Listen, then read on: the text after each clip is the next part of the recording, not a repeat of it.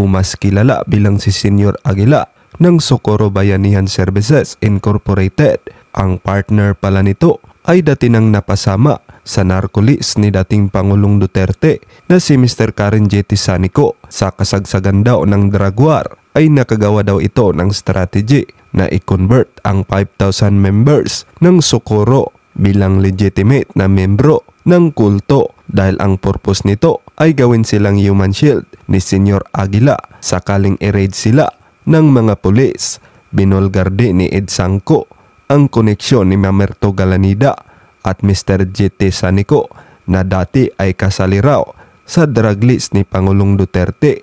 Ayon pa sa netizens, kaya pala mukhang mayaman si Senior Aguila dahil marami pala itong tinatagong pera na galing daw sa droga. Kung inyong titingnan ang kanyang kaanyuan, busog na busog ito at puno ng sustansya kaya tumaba dahil nga marami itong tinatagong pera na pambili ng vitamins. At ang nakakagulat, meron din itong sariling studio na nagkakahalaga ng milyon-milyon. Panoorin natin ang buong detalye. Partner siya nung MCTC judge na napasama sa narcolist ni President Duterte. Allegedly. And then, feeling the heat of the drug war, he managed to make some strategies, whatever yung ginawa niya, na convert yung 5,000 strong members of the Bayanihan Services Incorporated. Ibanggit ko na rin, andun sa, nabanggit sa privilege speech, yung si Karen G. Sanico, lalaki siya. Mr. Karen G. Sanico, nabanggit dun sa privilege speech, na siyang nag-groom nitong si Jerens Kilario, then 17 years old, na kanyang, iyang si Jerens ay mahilig kasi sa acting yan nung estudyante pang high school. Pabago ba, pwede niya pabaguhin yung kanyang tinig, bata, matanda. At saka isa siyang spoiled brat. Sinaway ng kanyang parent na wag muna mag-nubyo, naglayas, nagkaroon ng hallucination tendencies. At yun, nakahanap si Karen ng pagkakataon, ibinaha yung bata na yan, nag-hire ng all-around nanny, nag-hire ng albularyo, and then, ang kinalabasan, ina-assume na yung bata kasi yung reincarnation ng Santo Niño. Yun ang nangyari sa 2017. At saka dahil si Karen, ay hindi naman siya masyadong magandang magsalita, walang bibilib sa kanya, kahit siya yung unang nagbunyag na Senior Santo Niño nga, yang si Aguila, kinuha niya yung dati naming mayor dito, three-term mayor, three-term board member, dating superintendent ng DepEd, na admittedly siya yung pinaka-matalino dito sa amin, siya yung pinaka-orator, the best orator in our island town, na nakuha ni Karen, na-convince na naman nagiging promoter din ni Jerin. So, yun, maraming naniwala. Susulat siya ng script, ipamemorize ng bata, at saka prior to the assembly ng kanilang grupo. So, during the meeting kinabukasan, siyempre, na-memorize na nung bata. So, yung i-announce niya, yung lahat ng mga pangyayari na hindi pa siya he was not yet born, na nakuha na, kanyang na-mention doon sa mga meetings. So, doon, believe yung mga tao. Pero yung coach, ang sumulat ng mensahe. Hindi ko connect, hindi ko naman masyadong sigurado yung relationship nila.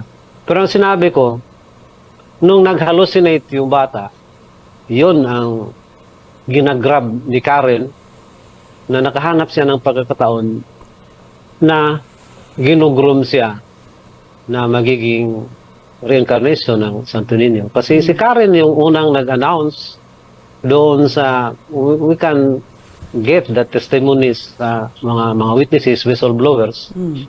We can listen to them na si Karen talaga ang unang nag-announce na yung bata na yan ay reincarnation ng Santo Niño. Kaya pinalangalanan nilang Senior Aguila, yung si Jerens. Si Karen, and then yung relationship ni Karen and Mamerto Galanida, I don't know, unsa ang ano yung namamagitan sa kanila, bakit despite his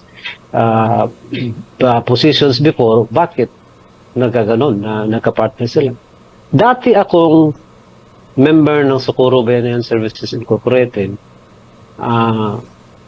na marami-rami kami, humiwalay kami yung nung 1991 pa at formally organized kami ng separate organization sa 1992.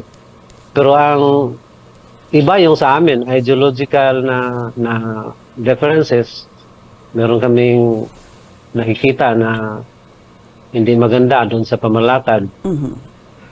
Yung natural lang na pamalakad, so naghumiwalay kami. Okay. Pero yung relationship namin doon sa mga leaders nila, very close pa rin kami. In fact, yung si Mamerto Galinida, during her 3 years na term, straight 9 years, ako yung designated niya na municipal administrator. At saka yung asawa, yung aking eldest son ay nagiging asawa ng kanyang youngest daughter. So magkumpare kami. So very close ang aming relationship. Nagkalamat lang noong February 8, 2019 nung nag-order na si Jerens na pumunta sila sa bundok. Sumama yung kanyang anak, naiwan yung aking anak dito. Pinag-asawa nila yung kanyang anak ng ibang lalaki na may asawa din. So doon nagkalamat ang relationship. Pero before, very close kami. Even yung mayor na napasama din doon, 2-term na mayor, napasama din doon. Ako din ang municipal administrator. Nabuo po yan, 1950s pa. At saka, originally one organization in Socorro kasi nasa island kami to contend with the realities, harsh realities of island life. So kailangan mag-band together, magtutulungan, magbabayanihan. Pero ideological differences, nagkasipalit siya, nagka-split. So in 1972 na time na yun, so nagka-split. So nag-register ang one faction, Socorro Bayanihan Services Incorporated, nag-register din yung ibang faction. Pero sa lahat ng people's organization dito, puro yan nag-implement ng bayanihan, nagtutulungan sa pagtayo ng bahay, mga iba pang mga pangagawain. Sila yung pinakamalaki, yung Socorro Bayanihan Services Incorporated. Kasama ako nung na-register yan sa SEC, nakasama ako until 1990.